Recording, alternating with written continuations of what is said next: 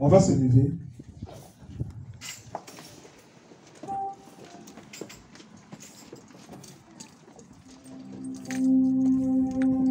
Tu vas répéter après moi, Seigneur Jésus. Seigneur Jésus, Je te rends toute la gloire. Tu es si bon, tu es si merveilleux. Tu es merveilleux, le roi des rois. Tu m'as encore accordé la grâce ce matin. De venir dans ta présence. Seigneur, me voici. Seigneur, parle à mon cœur. Car je veux être transformé. Je ne veux plus rester la même personne. Que ta parole ce matin me fasse du bien. Seigneur, je dispose mon cœur à l'écoute de ta parole. Prends le contrôle. Dans le nom de Jésus. Papa, je bénis ton nom. Voici ton peuple, Seigneur, qui est venu à toi ce matin, afin d'écouter les insidies de l'Éternel. Car ta parole est esprit et vie, Seigneur. Papa, laisse que cette parole redonne la vie là où il n'y a plus de vie. Que cette parole puisse se fortifier, édifier, Seigneur. Reconforter, Seigneur, mon Dieu, mon roi. Redonner, Seigneur, Père, toi, face de l'espoir là où il n'y en avait plus.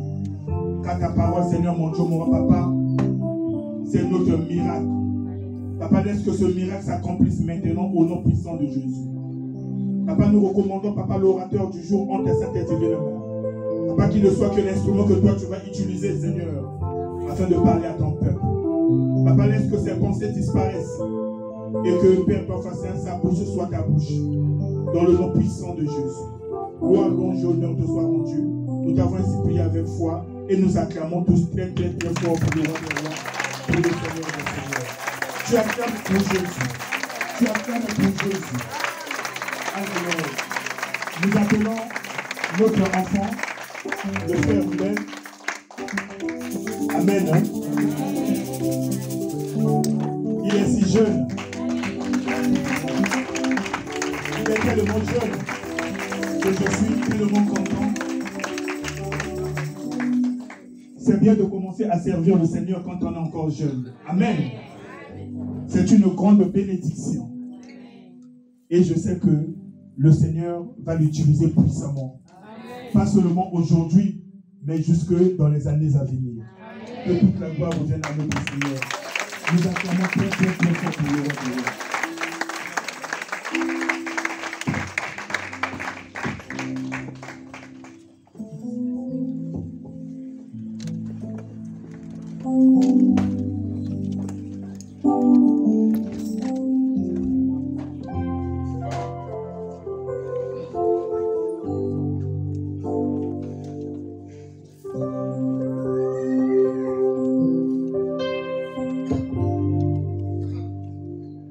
Amen, amen. Amen. Est-ce que nous sommes présents? Amen. Est-ce que tu es là? Amen. Est-ce que nous sommes encore là? Amen. Si tu es là, tu vas encore acclamer pour ton Dieu. Tu vas dire encore, tu vas encore acclamer, tu vas encore pousser des cris de joie. Tu vas encore pousser des cris de joie pour ton Dieu.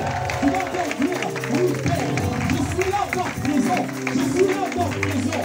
Moi, oui Père, je suis là encore dans ta présence. Oh Seigneur, dans la journée d'aujourd'hui, mon cœur est tellement rempli de joie. Je ne sais pas pourquoi. Peut-être c'est parce qu'aujourd'hui, c'est la fête des mamans. Je ne sais pas. Parce que je vois mes mamans, elles sont tellement belles. Elles sont tellement resplendisantes. Je ne sais pas. Peut-être parce que c'est ça, je ne sais pas. Mais maman, dites-moi un peu, est-ce que c'est ça ou pas? La joie que je ressens dans mon cœur. C'est ça, c'est ça. Je me dis, mais waouh! Quand je vois les mamans rentrer, je me dis, mais quelles sont ces femmes? Ces femmes qui nous ont donné la vie, qui nous ont permis encore d'être encore en vie aujourd'hui, de respirer aujourd'hui. À travers eux, le Seigneur est passé pour nous donner même Jésus-Christ. Waouh! Merci beaucoup, mes mamans. C'est pour cela qu'en ce moment, Je vais d'abord commencer à dire merci à Dieu. Dire merci à Dieu qui m'a permis encore de me lever ici devant vous. Parce que si ce n'est pas par sa grâce, je ne devais pas être ici devant vous en ce moment. Si ce n'était pas par sa grâce, toi aussi tu ne devais pas être ici en ce moment. Parce que c'est par sa grâce que nous avons tout. C'est par sa grâce que nous avons la possibilité même de parler. C'est par sa grâce que nous avons même la possibilité de dire les choses. C'est pour cela que je dis d'abord merci à Dieu. Deuxièmement, j'aimerais dire merci à notre pasteur, l'ange de l'église. Hier, j'étais dans un événement avec quelques membres de la jeunesse. On nous a parlé de l'importance de l'église locale. Donc en fait, c'était le frère Jean qui était en train de prêcher. En fait, il vient d'Orléans. Et dans sa prédication, il était en train de dire que il y a 7 anges. Donc les 7 étoiles qui représentent les 7 anges des 7 églises.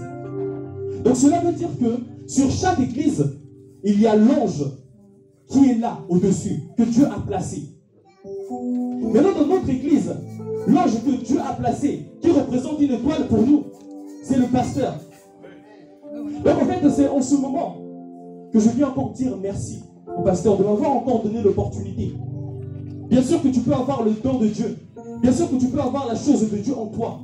Mais si on ne te donne pas l'opportunité de passer devant, si on ne te donne pas l'opportunité d'exprimer cette chose, donc Dieu ne pourra pas même parler à travers toi. Donc il faut une personne qui va te pousser vers l'avant, qui va te montrer le chemin, qui va te dire oui mon fils, tu as le don de Dieu et tu vas passer devant. Ce n'est pas facile de laisser même à un jeune de pouvoir parler devant tout le monde comme ça. C'est pour cela que je dis merci au pasteur. Je viens aussi dire merci à l'évangéliste Timothée. Je viens dire merci à l'ancien Christian d'être ici encore présent. Et je viens encore dire merci à votre présence en ces lieux. Parce que sans bergerie, il n'y a pas de berger. Amen. Amen. La parole d'aujourd'hui que le Seigneur a permis encore de m'inspirer.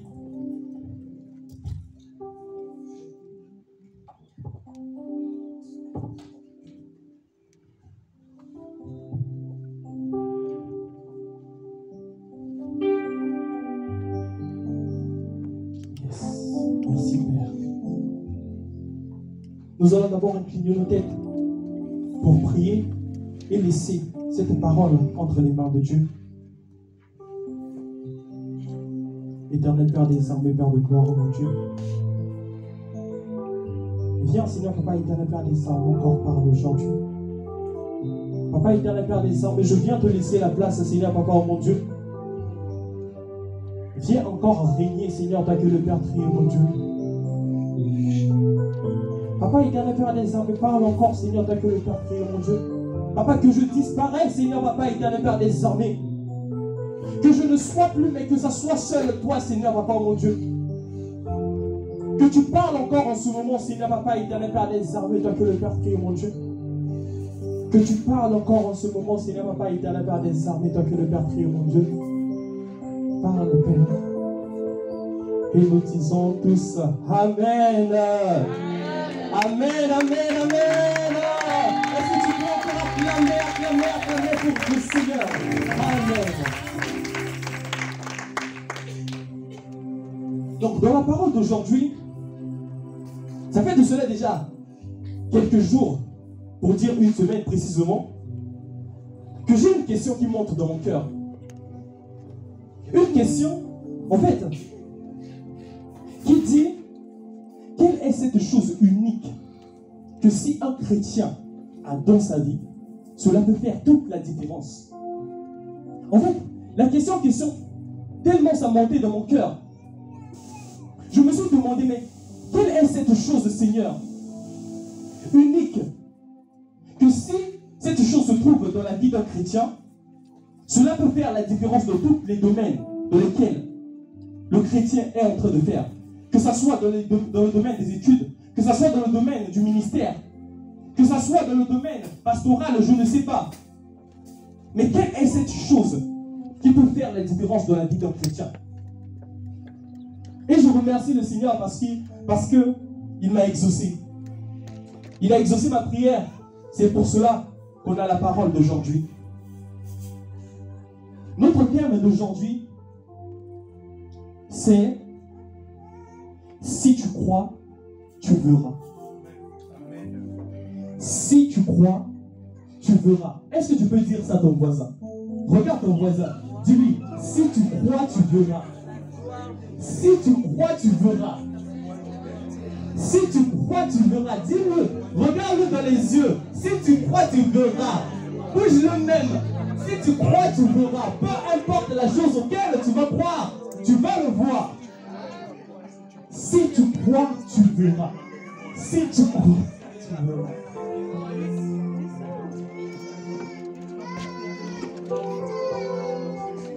En fait,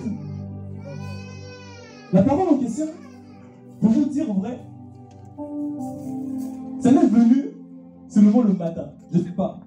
Ça m'est venu le matin, à 5 h du matin. Donc j'étais en train de dormir. J'étais en train de dormir et j'avais mis mon réveil à minuit. À minuit, quand je me suis levé, j'ai commencé à réfléchir. J'avais déjà des bouts de cette parole d'aujourd'hui. Mais la parole n'était pas encore complète. Je me suis dit, mais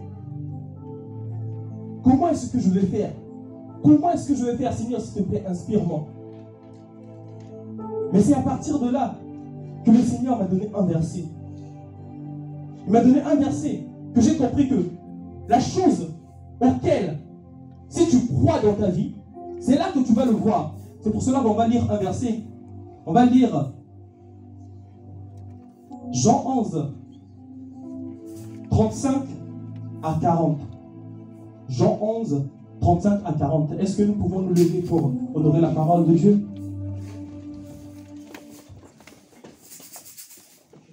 Jean chapitre 11, verset 35 à 40, je lis au nom de Jésus. Jésus pleura, sur quoi les Juifs dirent, voyez comme il l'aimait. Et quelques-uns d'entre eux dirent, lui qui a ouvert les yeux de l'aveugle, ne pouvait-il pas faire aussi que cet homme ne mourût point? Jésus frémissait de nouveau en lui-même, se rendit au sépulcre. C'était une grotte et une pierre était placée devant. Jésus dit, ôtez la pierre. Marthe, la sœur du mort, lui dit, Seigneur, il sent déjà, car il y a 4 jours qu'il est là. Jésus lui dit, ne t'ai-je pas dit que si tu crois, tu verras la gloire de Dieu? Parole du Seigneur. Oui, tu peux continuer jusqu'à 46, s'il te plaît. Ils ôtèrent donc la pierre, et Jésus leva les yeux en haut et dit, Père, je te rends grâce de ce que tu m'as exaucé. Pour moi, je savais que tu m'exauces toujours, mais j'ai parlé à cause de la foule qui m'entoure, afin qu'ils croient que c'est toi qui m'as envoyé. Ayant dit cela, il cria d'une haute voix, Lazare, sors! Et le mort sortit, les pieds et les mains liés de bandes, et le visage enveloppé d'un linge. Jésus leur dit, déliez-le et laissez-le aller. Plusieurs des Juifs qui étaient venus vers Marie, qui virent ce que fit Jésus, crurent en lui. Mais quelques-uns d'entre eux allèrent trouver les pharisiens et leur dire ce que Jésus avait fait. Parole du Seigneur.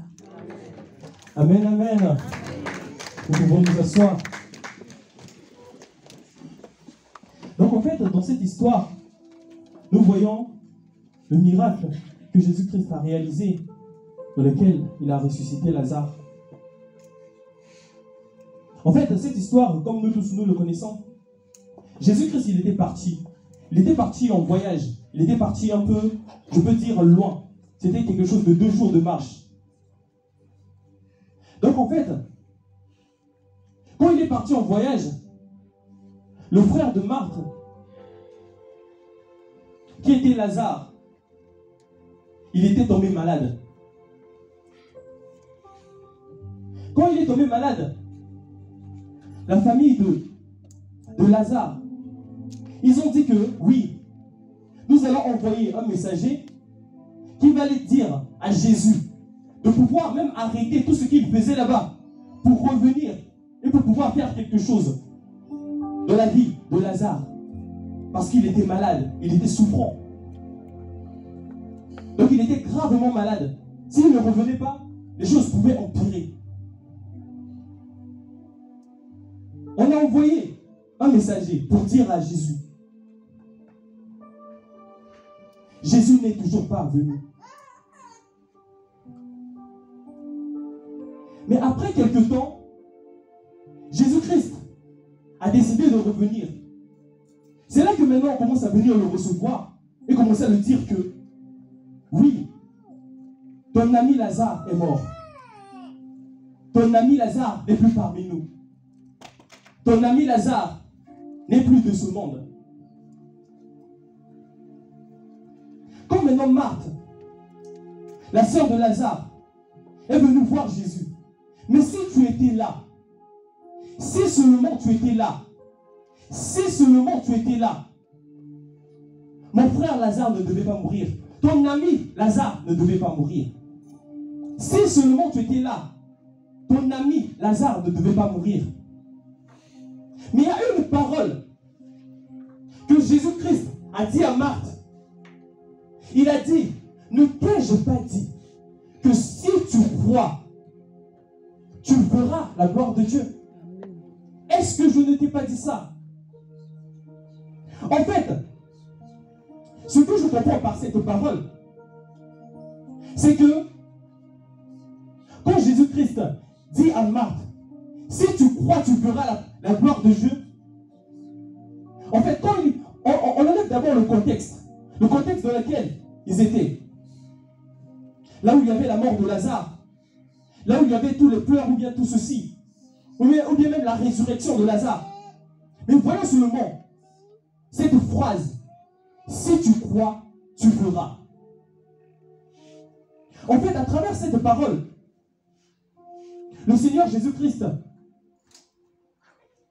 en fait, il veut nous faire comprendre que peu importe la chose que nous allons croire dans nos vies, que ça soit bien ou mauvais, nous pouvons voir cela dans notre vie. C'est pour cela qu'aujourd'hui, le Seigneur Jésus-Christ vient nous faire que nous devenons des gardiens. Que nous devenons des gardiens de nos cœurs. Pour que nous ne permettons pas que n'importe quoi puisse rentrer dans notre cœur. Parce que la Bible nous dit que quel que l'homme pense dans son cœur, c'est tel qu'il est. Donc ça veut dire que si tu as des mauvaises pensées en toi, ça veut dire que si tu crois à la maladie, ça veut dire que si tu crois à l'échec, ça veut dire que si tu crois que tu es maudit, ça veut dire que si tu crois que tu es détruit, si tu crois que tu es pauvre, que ta vie est une pauvreté, cela arrivera dans ta vie. Parce que la Bible même nous dit que c'est du cœur qui viennent les sources de la vie. Donc ça veut dire que tout ce que tu veux mettre dans ton cœur, cela va devenir une vie. Parce que c'est du cœur qui vient les sources de la vie. Donc le Seigneur vient nous faire tenir attention. Il vient tirer notre attention. Quand j'ai reçu cette parole, le Seigneur, il va faire représenter la foi comme un couteau. Comme un couteau bien aiguisé. Comme un couteau bien aiguisé. Et il m'a montré que, genre, je tenais ce couteau. Je tenais ce couteau et devant moi, il y avait deux personnes. Il y avait deux personnes. Un qui représentait le bien, l'autre qui représentait le mal. Le couteau que je tenais dans mes mains représentait la foi. Donc en fait, j'avais le choix de pouvoir donner ce couteau. Donc c'est-à-dire confier ma foi au bien ou bien confier ma foi au mal. Donc en fait, quand il m'a fait voir le bien, il m'a fait voir le bien comme un cuistot, si je peux dire, un chef, une personne qui cuisine. Donc à travers ce couteau, le cuistot peut réaliser les meilleurs plats du monde. À travers ce couteau, le cuistot peut faire manger les rois. À travers ce couteau, le cuistot peut faire les meilleures places, les meilleurs 5 plats du monde. Mais il m'a fait voir maintenant. Il m'a fait voir le mal comme un tueur en série. Il m'a dit, avec le même couteau que le cuisinier peut réaliser les meilleurs plats du monde, c'est avec ce même couteau que si tu donnes dans les mains du tueur en série, il a la capacité de tuer, il a la capacité de détruire, il a la capacité de détruire les vies. Donc c'est pour cela qu'aujourd'hui le Seigneur veut nous mettre l'attention sur ça. Il veut mettre notre attention sur ça pour nous faire comprendre que si tu crois que ta vie c'est un échec, cela est vrai. Si tu crois que ta vie c'est une destruction, cela est vrai. Mais en fait, le Seigneur ne veut pas nous laisser aujourd'hui. En fait, il est venu déconstruire cette pensée. Parce que même quand on est devenu chrétien, beaucoup de personnes pensent toujours qu'ils sont condamnés. Malgré que Jésus-Christ est venu dans leur vie. Et il leur a changé. Et il leur a racheté. Il a changé tout. Il est venu effacer, que ce soit tous les péchés du passé. Jésus-Christ est déjà venu te restaurer. Mais jusqu'aujourd'hui, il y a d'autres chrétiens qui continuent toujours à penser que oui, je suis bloqué. En fait, Jésus-Christ est venu déconstruire ces pensées. Il est venu détruire ces genres de pensées aujourd'hui. En fait, il y a d'autres chrétiens qui pensent que oui, les liens de ma famille continuent toujours à me poursuivre jusqu'aujourd'hui. En fait, amen maman, c'est dans une mentalité, une manière de penser. Qu'on garde ça seulement toujours aujourd'hui. Tandis que Jésus-Christ il est déjà venu pour restaurer. Parce que Jésus-Christ il a dit à la croix que tout est accompli. Il a dit ça. C'est ce qu'il a dit. Tout est accompli. Mais c'est cette culpabilité qui continue toujours à rester dans nos cœurs. Malgré que tu es sauvé, malgré que tu es baptisé, malgré que tu es né de nouveau, mais tu continues toujours à avoir cette culpabilité dans ton cœur. Le Seigneur t'a déjà pardonné. Mais pourquoi tu te condamnes toi-même? Pourquoi tu te condamnes toi-même? Pourquoi tu te rends toi-même indigne? Le Seigneur t'a tout donné. Tout est déjà dans tes mains. Mais pourquoi? Pourquoi tu te condamnes toi-même? Pourquoi tu te condamnes toi-même? Le Seigneur ne te condamne plus. Des fois, c'est cette culpabilité que le diable vient encore nous souffler dans les oreilles pour nous faire croire que oui, tu es condamné.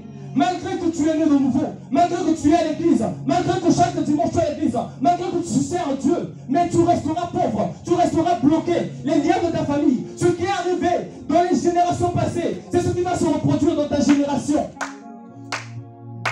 Le Seigneur aujourd'hui vient déconstruire cela. Il vient détruire ce genre de pensée. Parce que Jésus-Christ, il est venu. Il est venu pour nous sauver. Nous sommes des chrétiens. Nous sommes enfants de Dieu. Nous sommes appelés fils de Dieu. La parole de Dieu dit que Dieu a pour nous des projets de paix et de bonheur. Alléluia. Dieu a pour toi des projets de paix et de bonheur. C'est ce que Dieu a pour toi. Donc arrête de te condamner toi-même. Dieu t'a déjà pardonné. Il t'a déjà pardonné. Il t'a déjà pardonné. Il t'a déjà transformé. Il t'a déjà restauré. Donc arrête de te condamner toi-même. Arrête de donner ta foi envers une mauvaise personne. Arrête de te donner ta foi envers le mal. Parce que le mal n'existe plus. Le mal n'existe plus pour nous, enfants de Dieu. Le mal n'existe plus pour nous, enfants de Dieu. Si tu crois en mal, là c'est de ta propre faute. Mais le Seigneur Jésus-Christ, il vient te montrer encore un autre chemin. Un chemin dans lequel tu as la capacité de donner ta foi et de voir les choses auxquelles tu désires réellement. Parfois, nous les chrétiens, je ne comprends pas pourquoi, mais on pense plus aux choses qu'on ne veut pas qu'aux choses qu'on veut. Non, je sens comme si je commence à devenir malade. Je sens comme si je commence à faire ceci. Je sens comme si, là j'ai en train d'avancer, que je suis en train de souffrir intérieurement. Je Je sens comme une solitude en moi. On déclare et on pense des choses de notre cœur, des choses qu'on ne veut pas. On déclare sur nous-mêmes, ou bien on pense dans nos cœurs des choses qu'on ne désire pas. Mais le Seigneur Jésus-Christ, il est venu changer tout ça. Aujourd'hui, le Seigneur Jésus-Christ vient te parler. Aujourd'hui, le Seigneur vient te parler. Et il vient te dire que arrête de penser comme ça. Souhaite plutôt les choses que tu désires réellement. Souhaite plutôt les choses que tu veux réellement.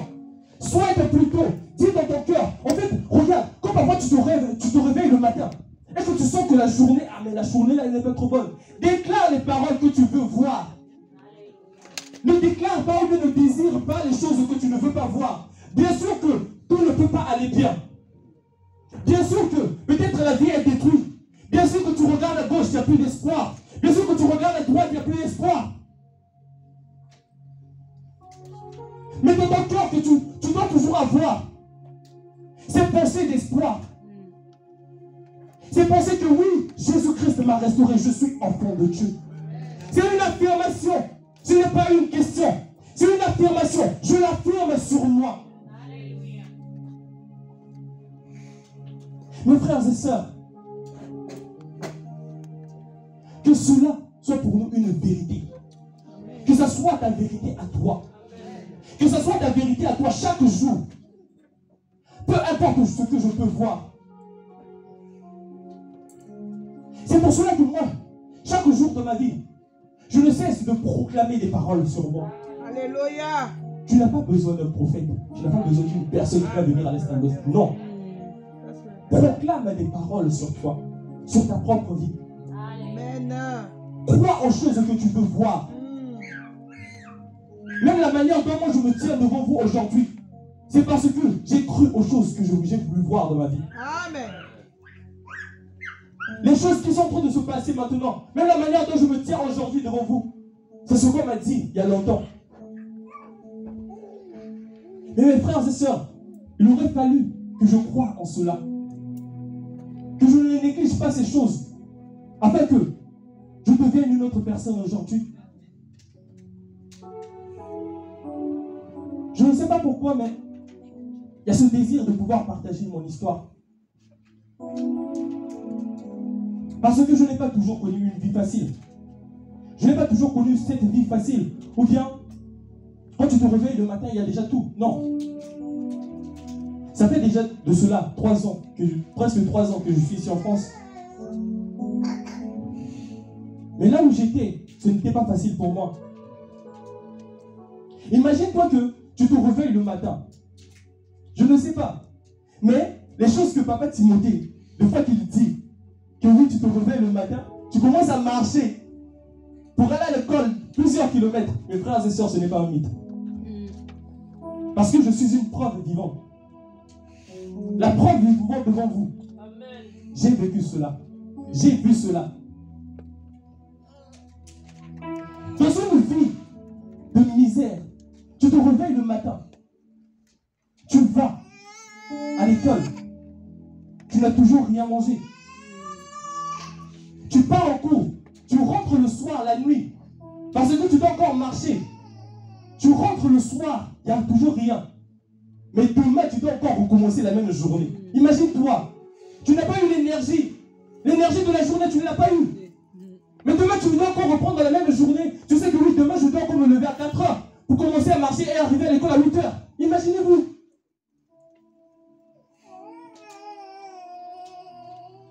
C'est dans cette pauvreté que la plupart des personnes de notre entourage ont laissé, ont abandonné. Là où j'étais, en fait, j'étais dans l'environnement où il y avait tellement de choses qui se passaient d'une manière bizarre. Mais ce que moi je croyais dans mon cœur, c'est que moi je ne vais pas finir ici. Amen. Peu importe la manière dont ça se fait, moi je ne vais pas finir ici. Moi je ne vais pas terminer ma vie ici. Moi je ne vais pas fonder ma famille ici. Non. Je le refuse. Je ne savais pas comment ça devait arriver. Je ne savais pas comment je devais sortir de là. Parfois ça peut être la même situation que toi, mon frère, ma soeur. Parfois dans ta vie, tu te dis, mais il y a tellement de choses qui ne fonctionnent pas. Parfois, c'est une vie de souffrance, ou bien une vie de chagrin de cœur. Mais tu te dis, rien ne va changer. Rien ne va se transformer. Mais le Seigneur vient te dire aujourd'hui que tout ira bien. Amen. Que tout ira bien pour toi. Crois-le seulement dans ton cœur. Crois-le seulement dans ton cœur. Crois-le seulement dans ton cœur et tu le verras s'accomplir. La Bible nous dit dans Hébreux 11, au premier verset, quand on regarde la définition de la foi c'est une ferme assurance. Les choses qu'on espère, une démonstration de ce qu'on ne voit pas. Donc en fait, quand on regarde dans cette définition, on dit que la foi c'est une ferme assurance. J'ai une ferme assurance en moi. Des choses que j'espère. Mais je suis en train de démontrer les choses que je ne vois pas encore. En fait, la démonstration que le Seigneur, que la Bible est en train de nous dire là, c'est une démonstration interne. Parce que déjà, extérieurement, les choses ne vont pas bien. Parce que extérieurement, déjà, les choses sont détruites. Parfois, tu n'as pas la possibilité de changer les choses. Tu n'as pas la possibilité même de toucher quelque chose. Mais en fait, l'espérance, c'est quelque chose qui est à l'intérieur. Tu crois que tout ira bien. Tout ira bien. Malgré que tout ne va pas bien aujourd'hui. Mais ce que je sais, c'est que tout ira bien demain. Tout ira bien demain. Et j'y travaille. C'est quelque chose qui doit être dans ton cœur. Malgré que tu vois que tout ne va pas bien. Malgré que tu vois que, même, je ne sais pas, il y a la pauvreté, il y a quoi? Ceci, cela, il y a des dettes. Dis-toi seulement dans ton cœur, tout ira bien. Parce que mon Dieu, c'est celui qui se lève le dernier. C'est à partir du moment où toutes les possibilités manquent, c'est là où notre Dieu reste l'option par excellence. Il est l'option par excellence. La foi, c'est une ferme assurance. Donc, regardons un peu dans le contexte que Jésus-Christ était. Jésus-Christ était devant une situation de mort. La personne était déjà morte. La personne n'était plus en vie. Si peut-être tu étais venu quand la personne était encore en vie, malade, là on peut se dire que oui, tu peux le guérir. Mais à partir du moment où il n'y a plus d'espoir, la personne n'est plus. C'est réel, tout le monde le voit. Ça fait 4 jours que la personne est dans le sépulcre. Que la personne est déjà enterrée. Ça fait 4 jours. On commence à dire même à Jésus, mais son corps sent déjà. Son corps est en train de sentir. Tu ne peux plus rien faire.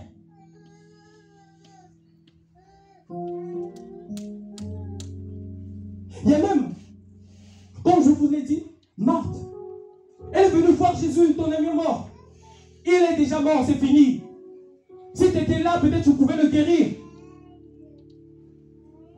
Si tu étais là, tu pouvais le guérir.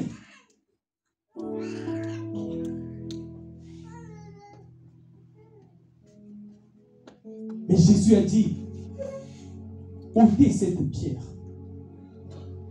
Ôtez cette pierre. Ôtez cette pierre. C'est à partir de là maintenant que Jésus-Christ commence maintenant à prier. Il commence à prier, il commence à dire que Père, tu m'exauces toujours. Quand je prie, tu m'exauces toujours. En fait, ça doit être une certitude pour toi, chrétien. Que ça soit une certitude pour toi, chrétien. Oui, Père, quand je prie, tu m'exauces toujours. Que ça soit une certitude dans ton cœur. Parce que, avec Jésus-Christ, nous sommes un. Donc cela veut dire que si Jésus-Christ est toujours exaucé par Dieu, donc toi aussi tu as la capacité d'être exaucé par Dieu. Dans n'importe quelle circonstance, il faut avoir cette foi dans ton cœur. Père, tu m'exauces toujours.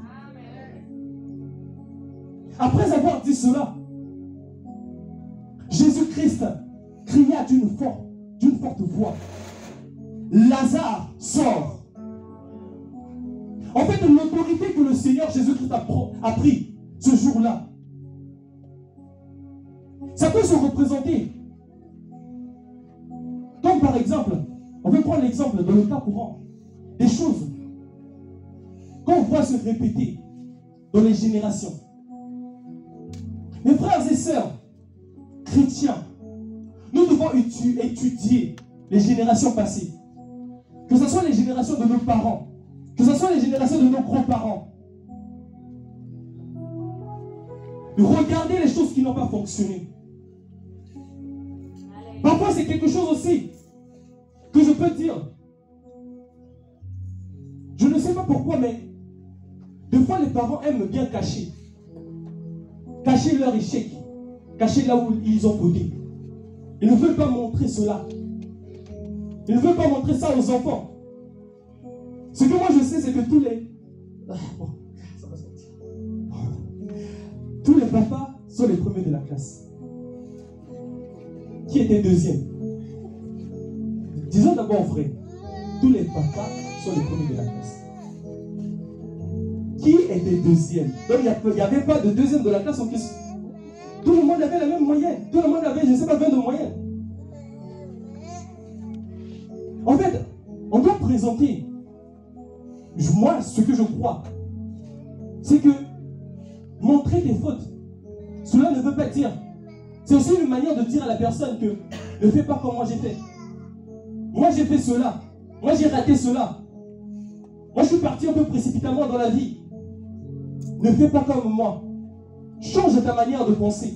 Change ta manière de voir les choses. C'est une manière de dire cela. Ce n'est pas une faiblesse. Montrer là où on a fauté, ce n'est pas une faiblesse. Montrer où on a fauté, c'est aussi une manière de pouvoir dire, je peux dire à son enfant que oui, je veux que toi tu fais mieux. Regarde mes erreurs, regarde mon parcours. J'ai eu à faire des erreurs, j'ai réussi, il y a des endroits, oui, j'ai aussi fait des erreurs. Regarde mon parcours et essaye de changer ça. Ce que moi je souhaite pour toi, c'est que tu changes cela. En fait, mes frères et sœurs, c'est pour cela que moi aussi personnellement, j'aime bien apprendre des histoires. J'aime bien apprendre des histoires des personnes qui ont réussi. J'aime apprendre des histoires. Parfois, on voit une personne qui a réussi, ou bien on voit une personne qui a échoué. On ne se demande pas comment la personne a fait pour échouer, ou bien comment la personne a fait pour réussir. Des fois, on vient seulement pointer le doigt. Ah oui, la personne là. Ah oui, chez nous les Congolais, assez vite ici. Mais on ne sait pas comment la personne a fait pour réussir. Il faut s'asseoir avec la personne et poser la question à la personne. Comment tu as fait pour réussir? C'est pour cela qu'il est aussi important pour nous, chrétiens, de pouvoir, surtout nous les jeunes, de pouvoir écouter les anciens. Parce que eux, ils ont l'expérience de la vie. Eux, ils ont l'expérience de la vie. C'est pour cela que cela m'arrive. Même si je ne passe pas beaucoup de temps au téléphone, mais quand j'appelle, je pose des questions parce que je sais que c'est une personne qui est déjà passée là où moi je passe. On doit avoir cette vision. Cette personne est déjà passée là où moi je passe. Donc elle a la capacité de me montrer là où je peux passer sûrement pour éviter de faire des erreurs. Pour que ça ne soit pas les mêmes choses qui se répètent génération après génération. En fait, on doit écouter les anciens, les personnes qui vous inspirent. C'est pour cela que moi, personnellement, j'aime regarder les documentaires. Les documentaires des personnes, même les interviews, des personnes qui ont réussi. Comment ils ont fait pour réussir? Mais laissez-moi vous dire une chose. Les grandes personnes qui ont réussi dans ce monde, ce sont des bosseurs. Ce sont des travailleurs. Des fois, nous regardons là et nous disons que oui, mais comment il a fait pour réussir? Comment il a fait pour devenir comme ça? On aussi peu de temps. Comment il a fait pour devenir comme ça? Mais on ne voit pas le travail qui se cache. La personne a bossé dans le secret. Avant d'être connu aujourd'hui, la personne a bossé dans le secret. Alléluia. La personne a passé les nuits blanches. De même, la manière dont vous me regardez, jouer au piano. J'ai eu à travailler, bien sûr qu'il y a le don de Dieu en moi. Il y a le don de Dieu. Dieu m'a permis de pouvoir aimer cet instrument. Mais si je n'avais pas travaillé pour m'améliorer sur cet instrument, je ne devais pas devenir la personne que je suis aujourd'hui sur le piano. C'est de la même manière aussi que toi, frères et sœurs. Si tu aspires aux grandes choses, il faut accepter de travailler. Il faut accepter de bosser. Bosse sur tes rêves. Parfois nous sommes des flemmards. Nous nous disons que oui, tout ira bien, tout ira bien. Mais tu ne veux pas travailler pour pouvoir voir les choses qui iront bien. Nous devons bosser sur nos rêves. Bosse sur tes rêves. Peu importe, que ce soit la journée, que ce soit la nuit, bosse sur tes rêves.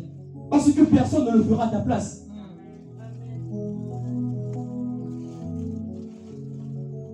Des fois, une personne regarde son âge et il se dit que moi, je ne peux plus rien accomplir dans ma vie. Papa, maman, laissez-moi vous dire quelque chose. Quand j'ai pensé à ça, le Seigneur m'a fait comprendre quelque chose.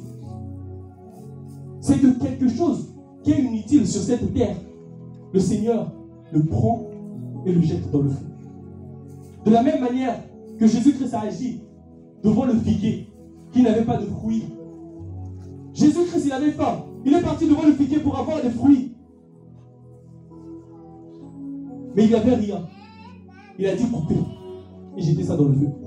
La chose qui est inutile sur cette terre, Dieu ne laisse pas ça en vie.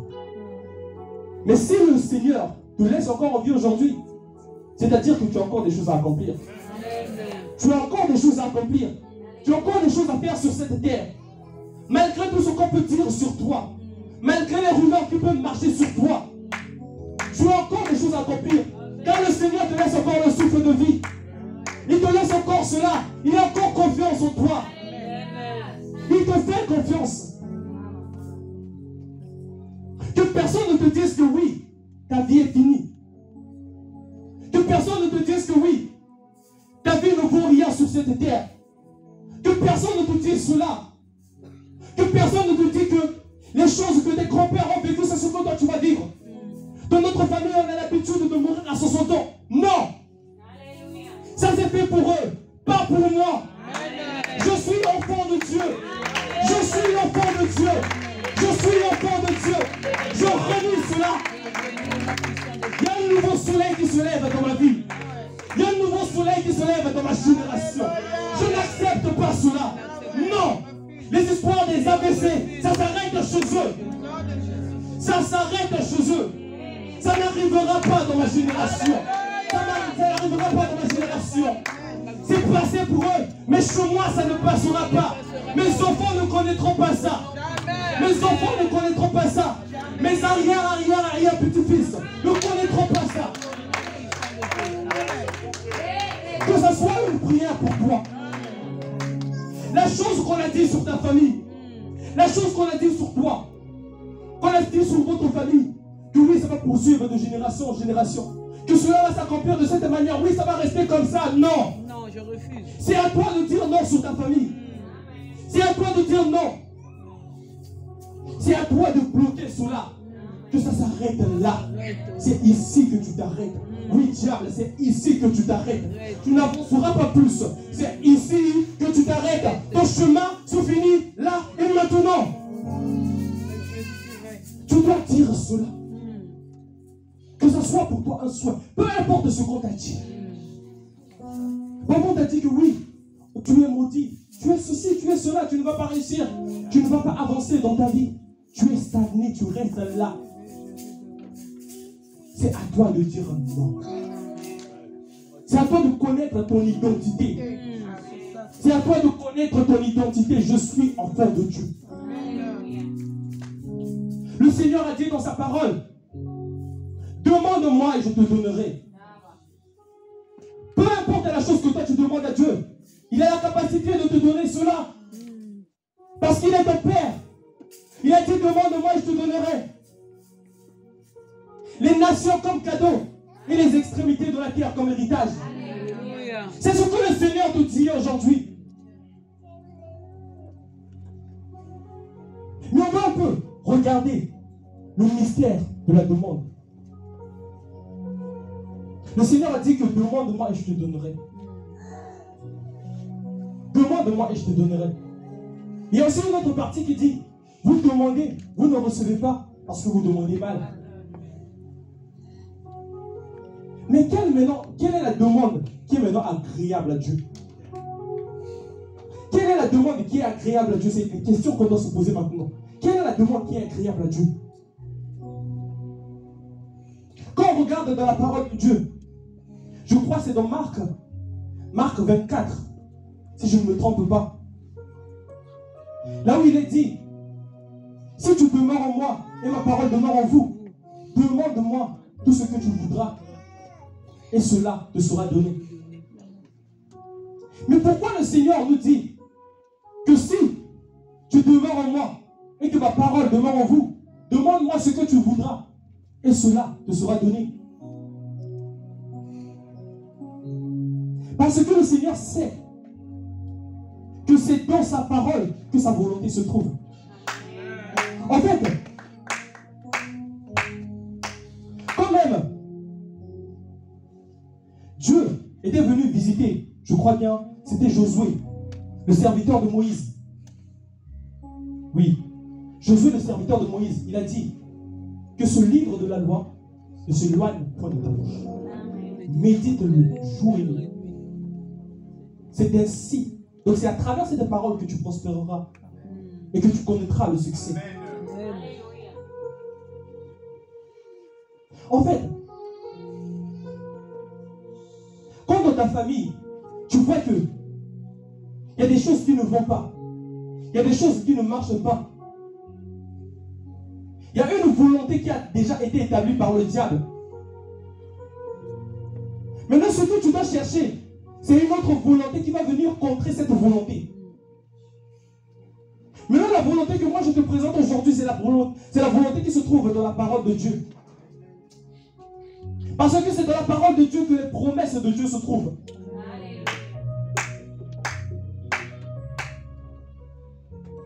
Quand les paroles de ta famille disent que tu es maudit, regarde dans la parole de Dieu. Qu'est-ce que la parole de Dieu dit sur moi? Je suis béni de toutes les bénédictions. Amen. Amen. En fait, regardez, la parole de Dieu est logique. La parole de Dieu est pratique. La parole de Dieu est pragmatique. En fait, si tu regardes la parole de Dieu, il a dit, demande-moi et je te donnerai. Si ma parole demeure en toi, et que toi tu demeures en moi, demande-moi tout ce que tu veux. Moi je vais te le donner. En fait, il y a une parole qui dit encore que ma parole ne reviendra pas à moi sans avoir accompli le pourquoi elle a été prononcée. Mais qu'est-ce que le Seigneur a prononcé dans sa parole? Qu'est-ce que le Seigneur a prononcé dans la Bible? Il a prononcé les projets de paix et de bonheur pour toi. Il a prononcé les grandes choses pour toi. C'est ce que le Seigneur a prononcé pour toi. C'est ce que le Seigneur a prononcé pour toi, mon frère, ma soeur. Que personne ne te montre, que personne ne te fait croire des choses qui sont contraires à la parole de Dieu.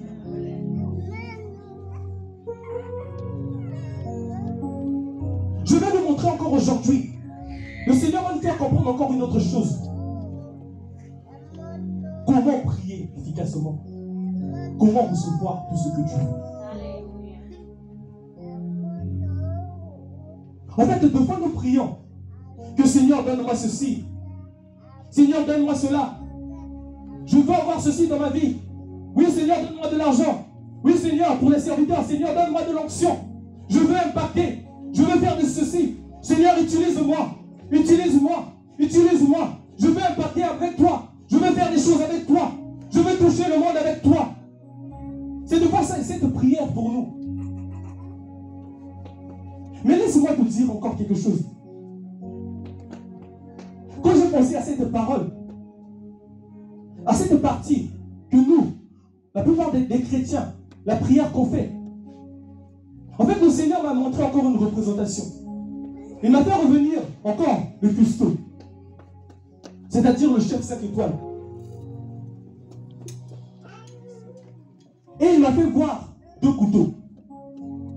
Un couteau qui est bien aiguisé et l'autre couteau qui n'est pas bien aiguisé. En fait, quel est le souhait du cuistot, du chef? Le chef, il a besoin de réaliser les meilleurs plats du monde.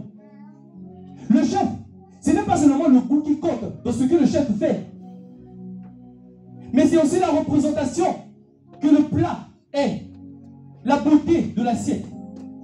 C'est là qu'on juge la qualité d'un chef. Et regardons, le chef, c'est notre Dieu.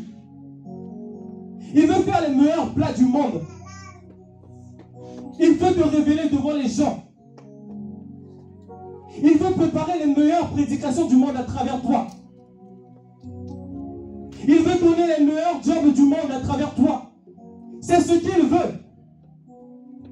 Mais la plupart d'entre nous, on est des couteaux qui n'est pas bien aiguisés.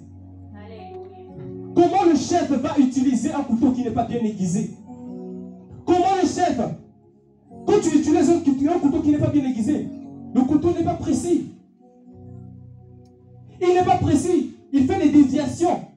Mais comment il va présenter quelque chose qui est bien représenté dans l'assiette si le couteau n'est pas bien aiguisé? Là, on va le juger, on va dire que même la chose que tu es en train de présenter, c'est bon. Mais ce n'est pas bien structuré. Ce n'est pas ce que le Seigneur veut.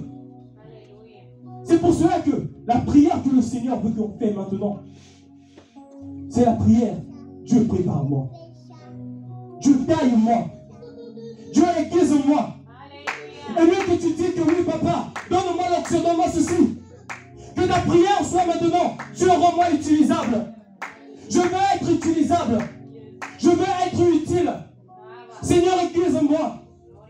Les dons que Dieu a mis en toi, il faut savoir, c'est comme de l'or brut.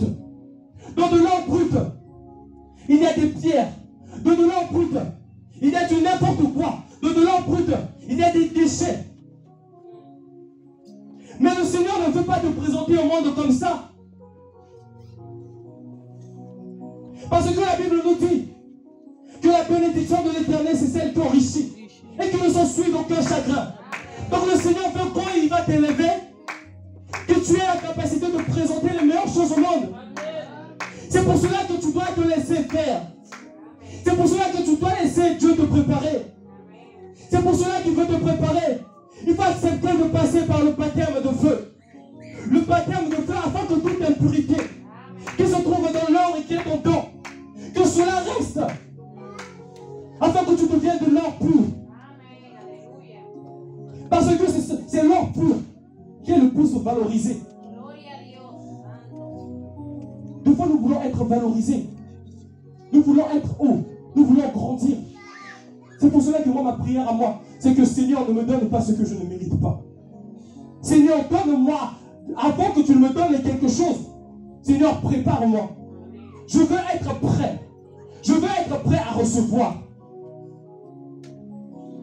Des fois, nous demandons les choses à Dieu, mais nous ne demandons pas la gestion à Dieu. Dieu ne veut pas te donner quelque chose qui va te faire tomber. C'est pour cela que tu dois accepter d'abord d'être préparé. Tu dois accepter d'abord d'être préparé. Si tu n'acceptes pas la préparation, Dieu a peur de te donner quelque chose qui va te faire tomber. La bénédiction de l'Éternel, c'est celle qui enrichit et qui ne s'ensuit d'aucun chagrin. Aucun chagrin dans le cœur. Quand tu auras cette chose, c'est la paix chaque jour. C'est ça la bénédiction de Dieu. Mais si tu n'es pas prêt à recevoir quelque chose, cela peut te détruire. Cela peut te faire dérouter. Moi, ma prière à moi, Seigneur, donne-moi ce que je mérite. Donne-moi les choses auxquelles tu juges que, oui, je suis maintenant prêt à recevoir. Des fois, on me pose la question. Mais Ruben, pourquoi tu lis? Ruben, pourquoi tu lis? Je reste là, j'ai des livres. Ruben, mais pourquoi tu lis? Pourquoi fois tu lis, tu es tout le temps dans les livres. Tu es tout le temps de lire. Tu es tout le temps en train de lire. Tu es tout le temps en train de lire. La distraction, c'est des livres. Mais ce qu'on ne comprend pas, c'est que tu ne peux pas arriver. Dieu ne peut pas te faire arriver à un certain étape de ta vie si tu ne grandis pas. Des fois, nous ne voulons pas évoluer. Ce que moi je regarde dans mes livres, je regarde les vies des personnes qui ont réussi. Les vies des personnes qui ont réussi. Ces personnes, parfois, pour arriver là où ils sont, ils ont fait 30 ans, 50 ans, parfois toute leur vie. Et c'est à la fin de leur vie qu'ils ont eu à réussir. Mais je n'ai pas toute la vie pour pouvoir rester là. En attendant 50 ans, 40 ans. En fait, les personnes qui ont fait sortir des livres, ce sont les personnes qui nous montrent des raccourcis. C'est comme la parole de Dieu. La parole de Dieu, c'est une raccourci pour nous. Le Seigneur nous montre une manière de marcher, une manière de faire les choses. C'est ce que le Seigneur nous montre à travers sa parole. Mais Ruben, pourquoi tu lis? Mais je ne veux pas être surpris par des choses. Je veux que quand quelque chose va arriver, que je sois prêt à recevoir. Prépare-toi, mon frère, ma soeur, travaille sur ta vie, travaille sur tes rêves. Personne ne le fera à ta place. Amen. Amen. Travaille sur toi. Dieu veut t'élever. C'est ça le souhait de notre Dieu. Il faut savoir que Dieu veut te bénir plus que toi tu veux qu'il te bénisse. C'est ce qu'il veut. Mais ce qu'il veut, c'est que tu sois prêt, que tu sois prête, que tu aies la capacité de recevoir grandement.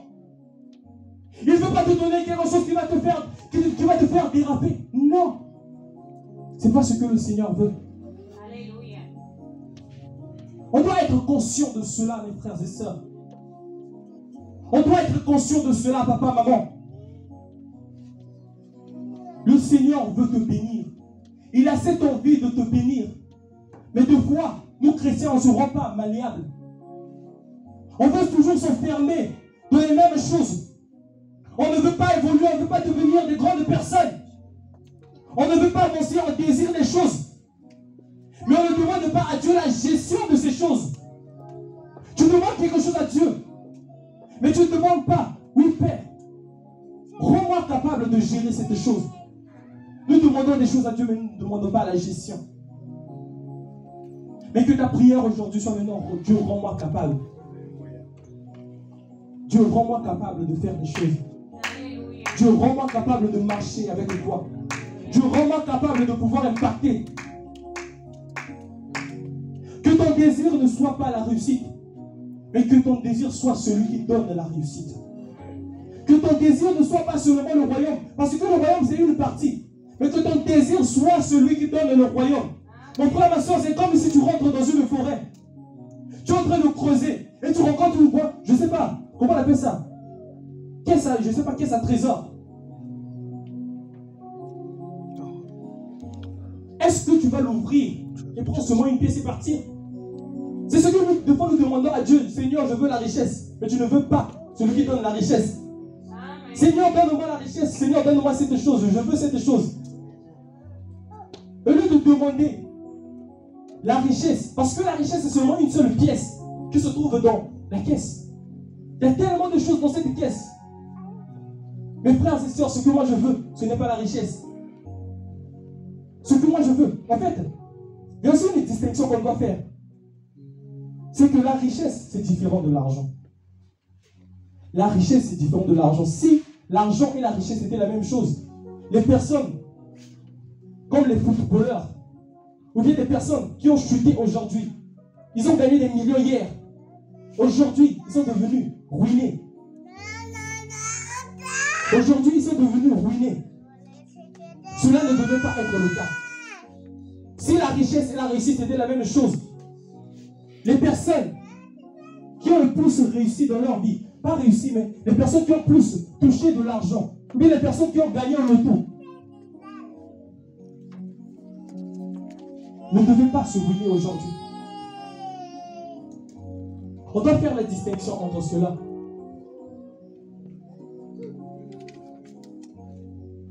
Mon frère, ma soeur, Dieu t'aime tellement. Il veut te bénir. Il veut te bénir, mon frère, ma soeur. Mais c'est juste que tu dois te préparer. Rends-toi juste disponible. Rends-toi juste disponible. Il veut te bénir, il veut faire des choses dans ta vie.